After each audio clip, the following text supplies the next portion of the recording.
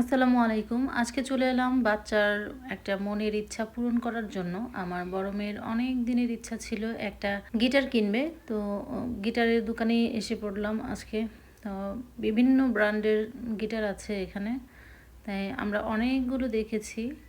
তো আমরা দেখতে দেখতে আমাদের সামনেই অনেকগুলো বিক্রিও হয়ে গেল। তবে আমরা এই পছন্দ করতে পারছি না। মেয়ের পছন্দ ব্ল্যাক কালার। তো ব্ল্যাকের মধ্যেই কয়েকটা দেখেছে। ব্ল্যাকের মধ্যেও একটা শাইনি টাইপের এই যে এইটা এই টাইপের দুইটা দেখেছে। আরেকটা হচ্ছে শাইন করে না, এমনিতেই ব্ল্যাক কালার। তো ওইটা একটু মানে ভালো লাগে না ওর কাছে। এইটা যেটা বের করেছে এই যে এটা ওর খুবই পছন্দ হয়েছে ব্ল্যাক কালারের মধ্যে। তো এটা নিয়ে নেবে। আর আমরা বলছিলাম, আমার ছোট মেয়ে আর আমি বলছি, তাহলে আমাদেরকে তোমাকে ট্রিট দিতে হবে। মেয়ে তো মনের খুশিতে বলেই ফেলেছে, চলো কি খাবে, চলো সাহস করে আমাদের রেস্টুরেন্টে নিয়ে আসছে। তো ময়মনসিংহের কয়েকটা হাতে গোনা রেস্টুরেন্ট, তো কয়েকটার মধ্যে যেখানে আমরা সবসময় খাই আর কি, ভালো লাগে বাচ্চাদের একটু খেলার জন্য প্লেগ্রাউন্ড আছে। তো এই রেস্টুরেন্টেই আমরা সবসময় আসি, আর এখানেই একটু যাই খাই, এখান থেকেই খেয়ে যাই। আর এদিকটায় মেয়ে হচ্ছে মেনু দেখছিল কি কি আছে। আর আমার ছোট মেয়ের তো এটা আর বলা লাগে না, ও তো মোরগ পোলাও ছাড়া কোথাও কিচ্ছু খায় না। ওর একটাই খাবার মোরগ পোলাও। আর বড়জনের হচ্ছে কাচ্চি।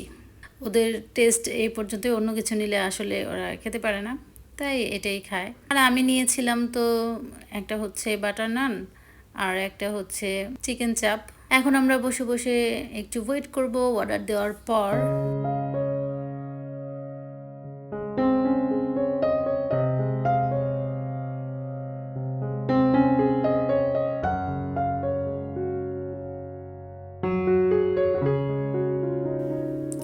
এই তো আমাদের খাবারগুলো এসে পড়েছে। তো ওদের হাত ধুয়ে আসতে বললাম।